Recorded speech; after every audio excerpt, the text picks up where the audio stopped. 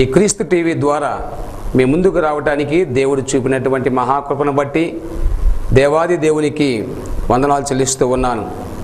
ఈ నూతన సంవత్సరంలో మన పరిశుద్ధ గ్రంథముల నుంచి మరి కొన్ని మాటలను మనము జ్ఞాపకం చేసుకుందాం. పరిశుద్ధ గ్రంథములో ఇర్మియా గ్రంథము నుంచి 17వ అధ్యాయము 23వ వాక్య భాగాన్ని మనం ధ్యానం చేసుకుందాం. అయితే వారు వెనకపోయిరి, చెవిని పెట్టకపోయిరి, వినకుండాను బోధ ఉండకుండాను మొండికి తిరిగిరి. చిన్న ప్రార్థన చేసుకుందాం. మహాపరిశుద్ధుడైన మా తండ్రి, ప్రేమ కలిగిన మా నాయన, నీకు స్తోత్రాలు చెల్లిస్తున్నాను. ప్రభువా, ఈ క్రీస్తు టీవీ ద్వారా ఈ యొక్క వర్తమానం వింటున్నటువంటి ప్రజలందరినీ కూడా మీరు దీవించి ఆశీర్వాదకరంగా చేయమని, నీ కృపలో వర్ధల చేయమని క్రీస్తు పుణ్యనామంలో ప్రార్థించి అడిగి మనవి చేసి వేడుకుంటున్నాము తండ్రి, ఆమేన్. ప్రియా దేవుని బిడ్డలారా, ఈరోజు మనము వింటున్నటువంటి వర్తమానాన్ని మనం గ్రహించినట్లయితే ఇశ్రాయేలు ప్రజల యొక్క మొండితనాన్ని గురించి మనము కొద్ది నిమిషాలు ధ్యానం చేద్దాం. అయితే వారు వినకపోయిరి, చెవిని పెట్టకపోయిరి, వినకుండాను బోధ నొందకుండాను మొండికి తిరిగిరి. ప్రియా దేవుని బిడ్డలారా, ఇర్మియాను దేవుడు ప్రవక్తగా ఏర్పరచుకున్నాడు. ఎందుకొరకంటే ఇశ్రాయేలు ప్రజల యొక్క మొండి వైఖరిని బట్టి, వారి యొక్క మొండితనాన్ని బట్టి దేవుడు ఇర్మియాను పిలుచుకున్నాడు. ఈ యొక్క ఇర్మియాను ఎందుకు దేవుడు ప్రవక్తగా పిలుచుకున్నాడు అని మనం గ్రహించినట్లయితే, యూదా ప్రజలకు వచ్చినటువంటి భయంకరమైనటువంటి కష్టాల నుంచి విడిపించడానికి దేవుడు గొప్ప ప్రణాళిక కలిగినటువంటి వాడై ఇర్మియాను ఎన్నుకున్నాడు.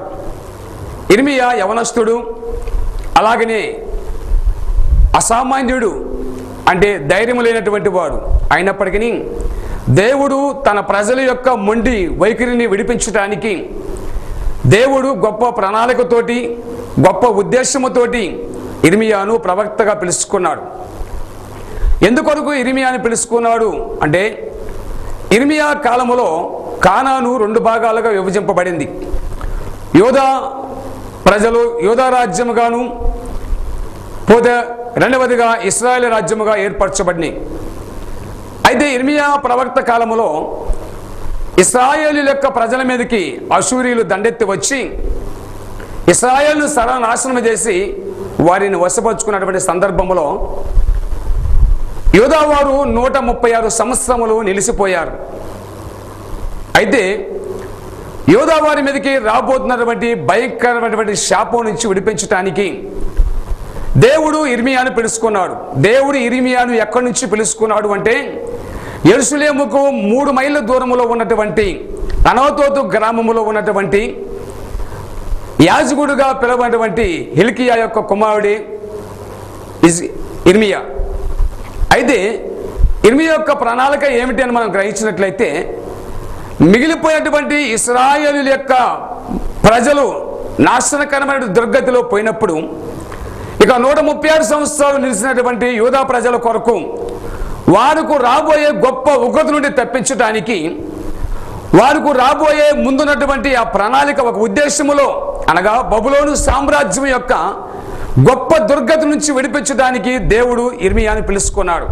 ప్రియా దేవుని బిడ్డలారా, ఇర్మియా అనేకమైనటువంటి కష్టాల నుంచి, అనేకమైనటువంటి బాధల నుంచి విడిపించబడి నాశనమైపోతున్నటువంటి తన ప్రజలను విడిపించి రక్షించడానికి ఆయన పూనుకున్నాడు.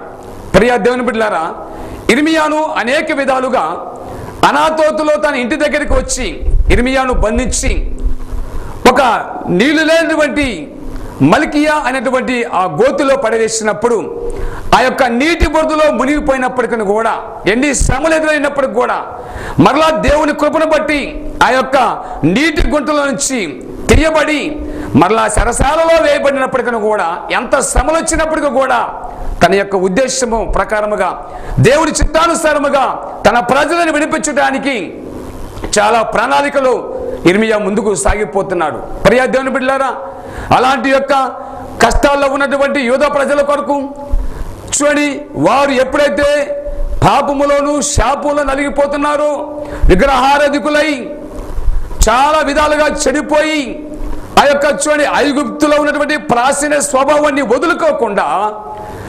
సాగిపోతున్నటువంటి ప్రజలను, మండికి దిగినటువంటి ప్రజలను విడిపించడానికి ఇర్మియా గొప్ప ప్రణాళికతో సిద్ధం ఏర్పరచుకున్నాడు. ప్రియ దేవుని బిడ్డలారా, దేవుని యొక్క వాక్యము సెలవిస్తూ ఉంది, ఇదిగో నాశనం అయిపోతున్నటువంటి నా ప్రజలను విడిపించడానికి ఇర్మియాను వెళ్ళమని చెప్పి ఇర్మియాతో మాట్లాడినప్పుడు ఇర్మియా దేవుని యొక్క చిత్త ప్రకారముగా, దేవుని యొక్క సంకల్పము ప్రకారముగా ఆయన తన ప్రజలను, యూదా ప్రజల కొరకు ఆయన ఎన్ని కష్టాలు వచ్చినప్పటికీ కూడా, ఎన్ని బాధలు, ఎన్ని శ్రమలు వచ్చినప్పటికీ కూడా ముందుకు సాగిపోతున్నాడు తన ప్రజల కొరకు. ఎంత వేదన వ్యక్తపరుస్తున్నాడు ఇర్మియా. అయినప్పటికీ ప్రియ దేవుని బిడ్డలారా, ఇశ్రాయేలు ప్రజలు పాపంలో పడిపోకుండా, విగ్రహారాధకులుగా మారిపోకుండా ఉండటానికి ఇర్మియా గొప్ప ప్రణాళికతోటి వారి దగ్గరికి వెళ్ళి వాక్యము బోధిస్తూ ఉన్నాడు. ఇక్కడ అంటున్నాడు కదా 20వ వాక్య భాగంలో, యూదా రాజులారా, యూదా వారులారా, ఇశ్రాయేలు వాళ్ళారా, యెరూషలేము నివాసులారా, ఈ గుమ్మములో ప్రవేశించు సమస్తమైనటువంటి వారులారా, యెహోవా మాట వినుడి.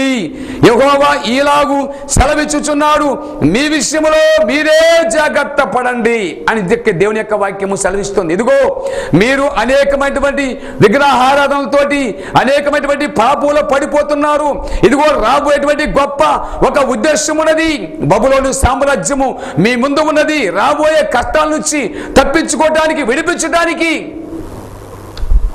మీరు రండి, దేవుని యొక్క మాట వినండి, దేవుడు చదివిచ్చినటువంటి మాట మీకు ఇస్తూ ఉన్నాను కాబట్టి మీరు రండి అని చెప్పి ఇర్మియా ప్రవక్త తన ప్రజలను పిలుస్తూ ఉన్నాడు. ప్రియమైన దేవుని బిడ్డలారా, ఇదిగో మిమ్మల్ని మీరు జాగ్రత్త పరచుకోండి, ఆ పాపం జోలి వెళ్ళకండి, విగ్రహారాధన జోలి వెళ్ళకండి, ఇదిగో మిమ్మల్ని మీరు పరిశుద్ధపరచుకోండి, ఎందుకంటే రాబోయే యుగం నుండి దేవుడు తప్పించడానికి గొప్ప ప్రణాళికతో కలిగినటువంటి వాడై ఉన్నాడని చెప్పి ఇర్మియా తన ప్రజలకు బోధిస్తూ ఉన్నారు.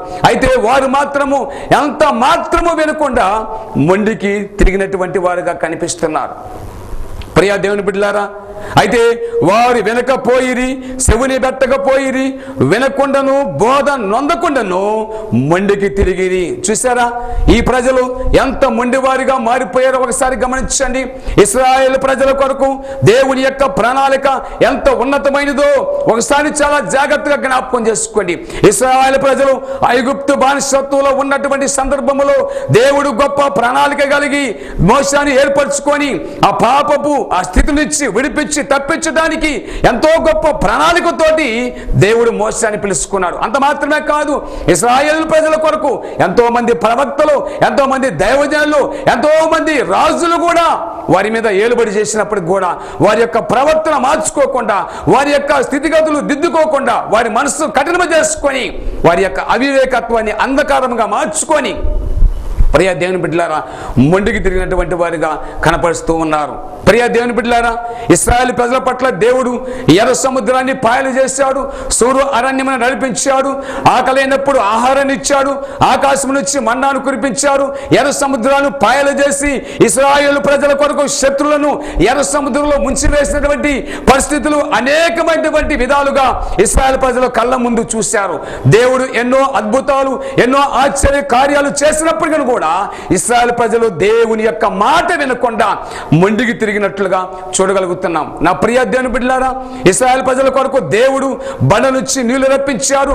ఆ కానాను ప్రవహించేటువంటి ఆ యొక్క పాలు తేలు ప్రవహించే దేశానికి వెళ్ళటానికి దేవుడు కష్టాల నుంచి, బాధల నుంచి, శ్రమల నుంచి, ఇరుకుల నుంచి, ఇబ్బందుల నుంచి విడిపించి తప్పించడానికి ఇశ్రాయేలు ప్రజలకు గొప్ప ప్రణాళికగా ఉండి, ఒక ఏలికగా ఉండి, ఇదిగో మీరు పాలు చేలు ప్రవహించే దేశానికి వెళ్ళినట్లయితే అక్కడ మీరు క్షేమంగా బతుకుతారు, అక్కడ పాపము లేకుండా, ఎలాంటి వ్యభిచారము లేకుండా, విగ్రహాదులు లేకుండా మీరు సురక్షితంగా బతుకుతారు అన్నటువంటి దేవుని యొక్క ప్రణాళిక ఆ యొక్క వారికి వివరించినప్పటికీ కూడా వారు వినకుండా ముందుకు తిరిగారు. ప్రియ దేవుని బిడ్డలారా, దేవుడు వారిని ఎంతగానో ప్రేమించారు.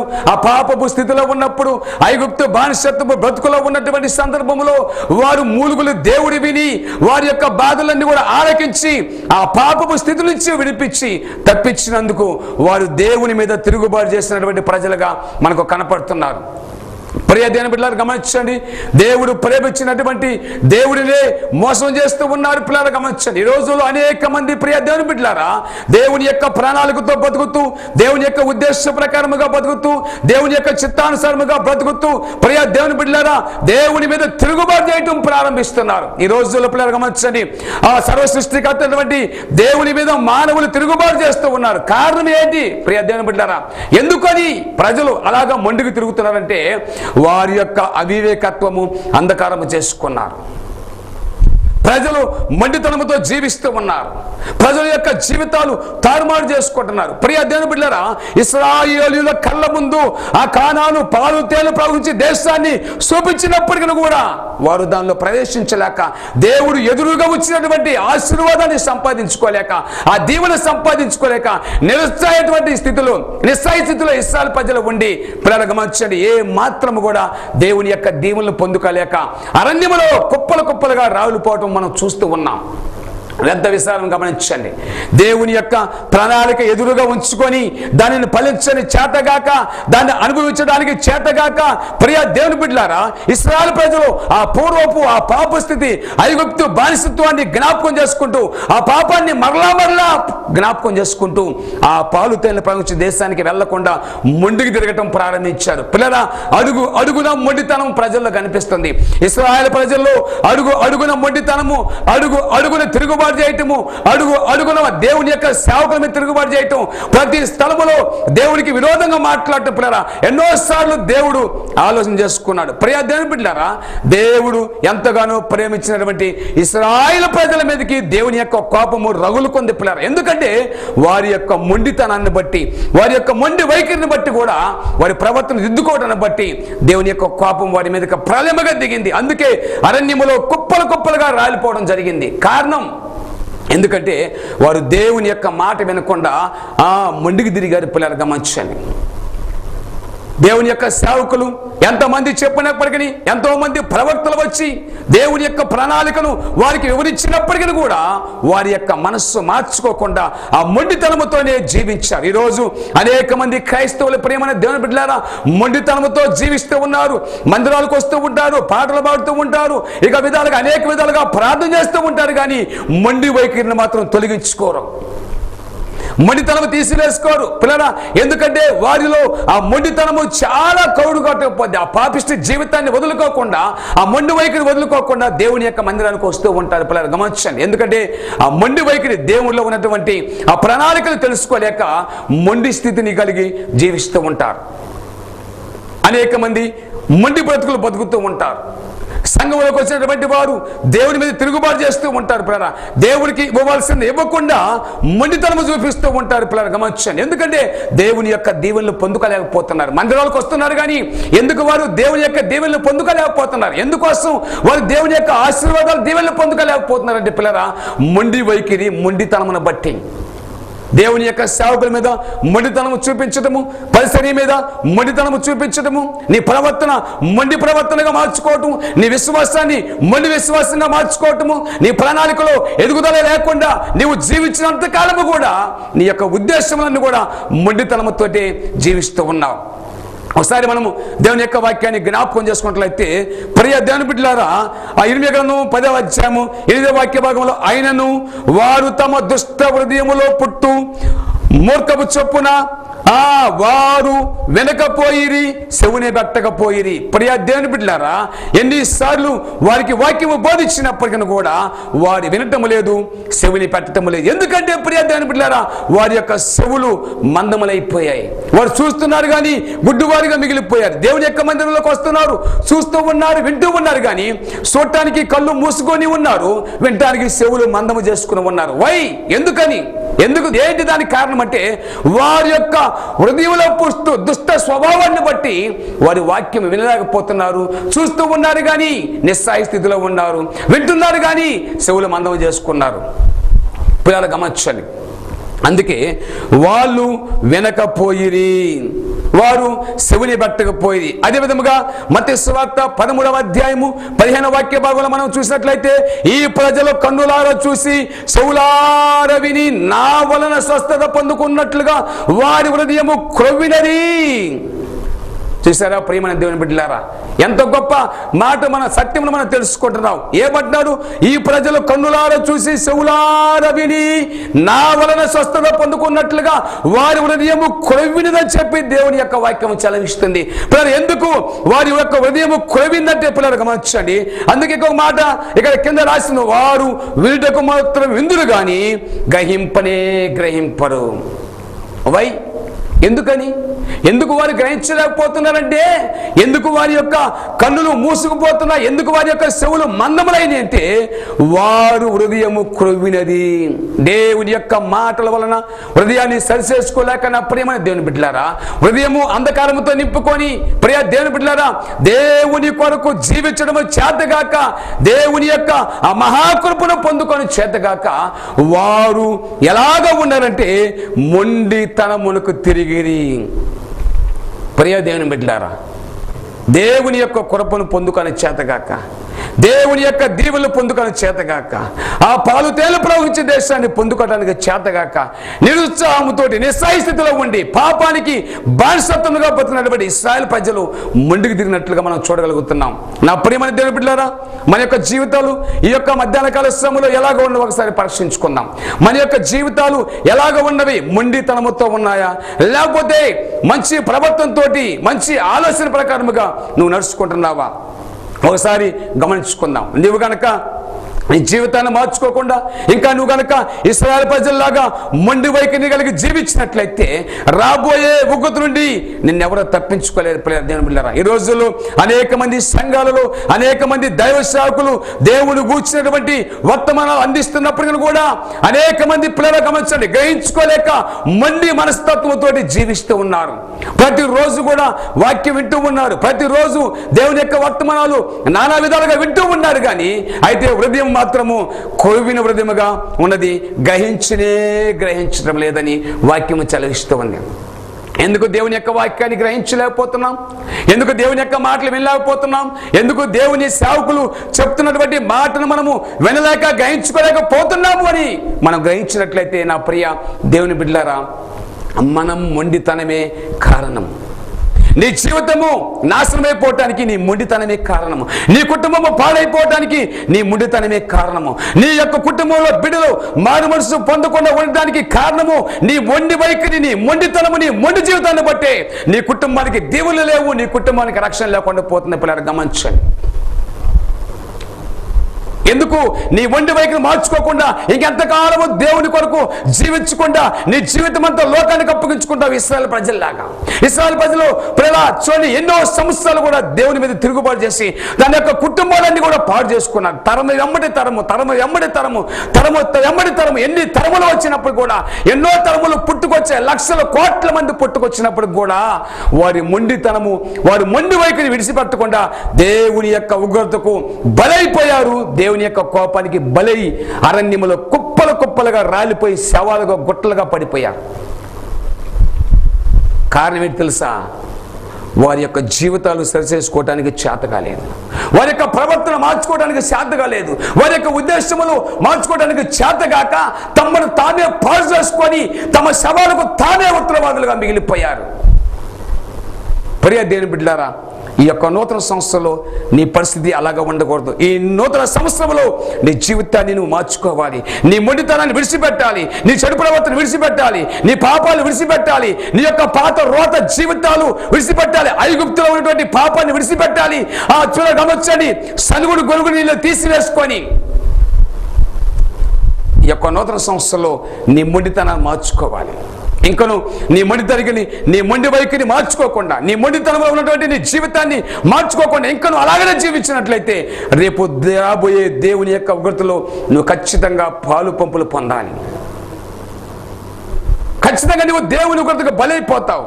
ప్రియ దేవుని బిడ్డలారా, గ్రహించండి, ఈ యొక్క వర్తమానం వింటున్న బట్టి మీరు ఒకవేళ ఈ సమయంలో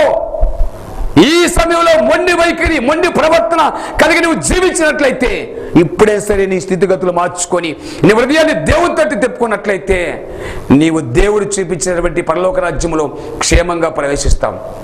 అట్లా కాకుండా నీ మొండి వైఖరి మార్చుకోకుండా, నీ మొండి మనస్తత్వము నువ్వు మార్చుకోకుండా గనక నీవు నామకర్తము క్రైస్తవుడిగా, నామకర్తము క్రైస్తవురాలుగా, ఒక నామకర్తముగా నువ్వు జీవించినట్లయితే నువ్వు ఖచ్చితంగా నరకంలోకి పోవాల్సి వస్తుంది.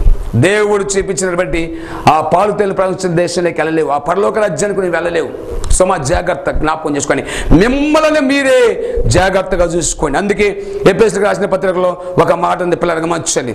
4వ అధ్యాయము 24వ వాక్య భాగంలో ఒక మాట ఉంది, నీతియు యథార్థమైన భక్తి గలవారై దేవుని పోలికగా సృష్టింపబడిన నవీన స్వభావం ధరించుకున్నది. ఆమేన్. Praise lord. హల్లెలూయా. ప్రియదేవుని బిడ్డలారా గమనించండి. ఇప్పుడు దేవుని యొక్క నీతి భక్తి మనం కలిగి ఉండాలి.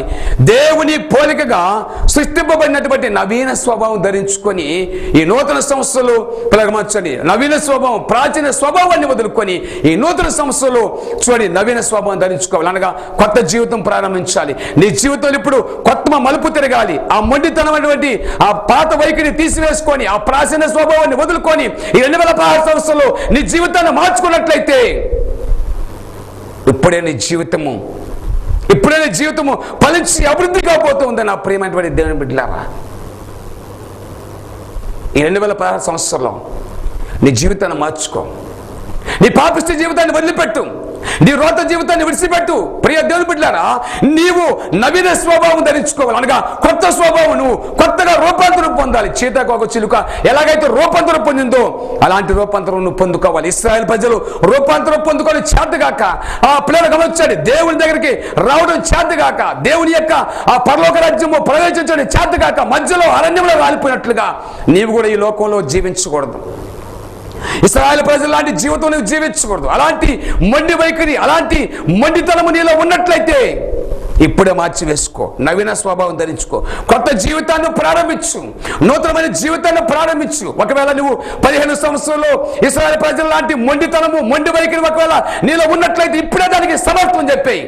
ఇప్పుడు దాన్ని తీసివేసుకొని ఇప్పుడు నవీన స్వభావం ధరించుకొని ఒక నూతనమైన వ్యక్తిలాగా, ఒక నూతనమైనటువంటి ఒక జీవితం కలిగి దేవుని కొరకు జీవించడానికి, దేవుని ఉద్దేశములు నెరవేర్చడానికి నువ్వు ముందుకు రా. అప్పుడు నీ జీవితం ఫలిస్తుంది, నీ కుటుంబము దీవించబడుతుంది, నీ కుటుంబము ఆశీర్వాదకరంగా మారిపోతుంది.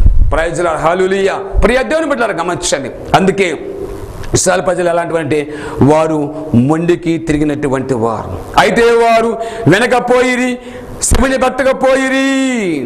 చూసారా, శివుని పెట్టకపోయిరి, వినపడకుండాను బోధ నందుకుండాను వారు మొండికి తిరిగిరి. ప్రియ దేవుని బిడ్డలారా, ప్రియ సహోదరి సహోదరులారా, ప్రియ అమ్మ తల్లి చెల్లి అక్క, మీరు కనుక ఈ 2016 సంవత్సరంలో నీ మొండి వైఖరి, నీ మొండి జీవితాన్ని మార్చుకున్నట్లయితే నీ కుటుంబము దీవించబడుతుంది, నీ బిడ్డలు దీవించబడతారు, నీ భర్త దీవించబడుతుంది.